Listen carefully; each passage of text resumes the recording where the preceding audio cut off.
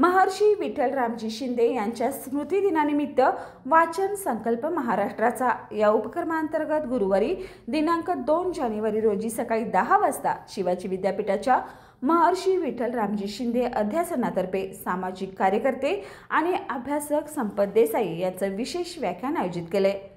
महर्षी विठ्ठल रामजी शिंदे यांनी आपलं संपूर्ण आयुष्य दलित उद्धार आणि समाजातील जाती निर्मूलन करण्यासाठी व्यतीत केलं असून महर्षी विठ्ठल रामजी शिंदे यांचा हाच जाती निर्मूलन विचार आणि महाराष्ट्रातील जाती निर्मूलन लढ्याचा इतिहास या अनुषंगाने आजरा येथे सामाजिक कार्यकर्ते संपत देसाई मांडणी करणार आहेत।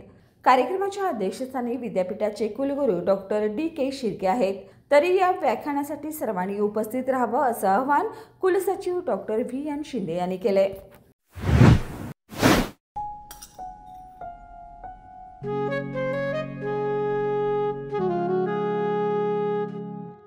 बाबा आज येताना बासुंदी घेऊन या ना। अगं कालच आपण आईचा वाढदिवस होता म्हणून आणली होती ना। ऐकलं, गोकुळची बासुंदी पुन्हा खावीशी वाटतेय। खरं सांगू, मलाही खावीशी वाटतेय। पुन्हा पुन्हा खावीशी वाटणारी गोकुळ बासुंदी।